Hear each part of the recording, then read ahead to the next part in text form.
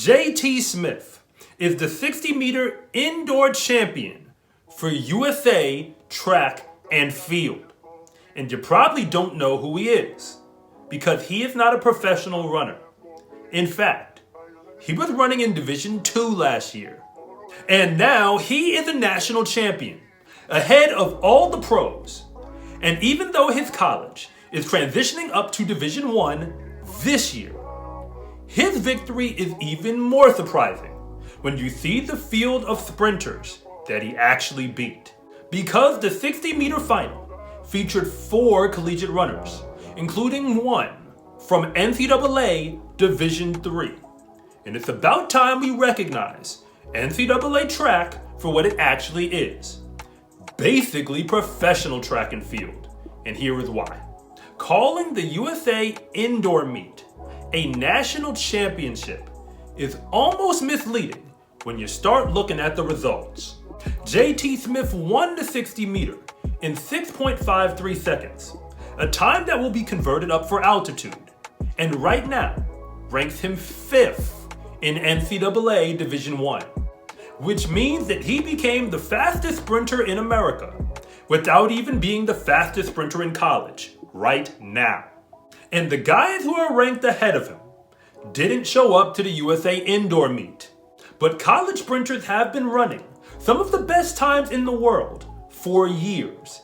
If you go back all the way to 2008, Walter Dix and Richard Thompson were collegiate runners and then competed in the Olympics. And they lost to a guy named Usain Bolt, getting silver and bronze medals.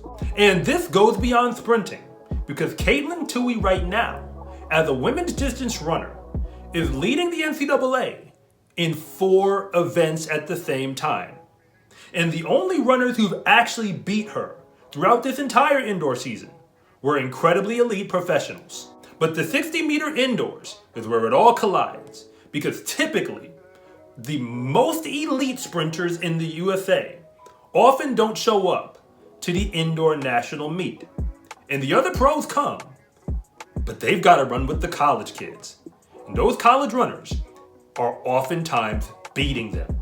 When I sprinted in college, all the way back in 2012, I remember watching Reggie Dixon of Hampton University. And he lost his MEAC Conference Indoor Championship in the 60-meter dash. But the following week, went to the USA Indoor Meet, where he finished 5th.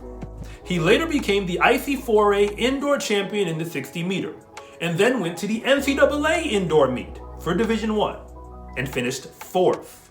Remember, this is a man in the MEAC Conference, a far cry away from the SEC. And the following week after NCAA's, he was racing against me at the Shamrock Invitational in South Carolina, where he won the 100-meter dash. There are collegiate sprinters all throughout the nation and apparently all throughout the divisions who can run with the pros. Because if you put them on the track, it's equal opportunity.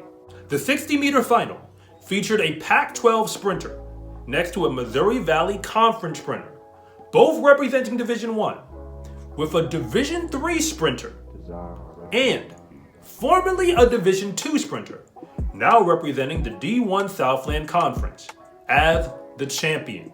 And professional track and field has basically always been an NIL agreement because there's no NBA or NFL. Katelyn Tuohy is already sponsored by Adidas, and top athletes who qualify can compete in national and international competitions. So there's really no reason for them to leave college early. To be honest, nobody knew who JT Smith was before this weekend.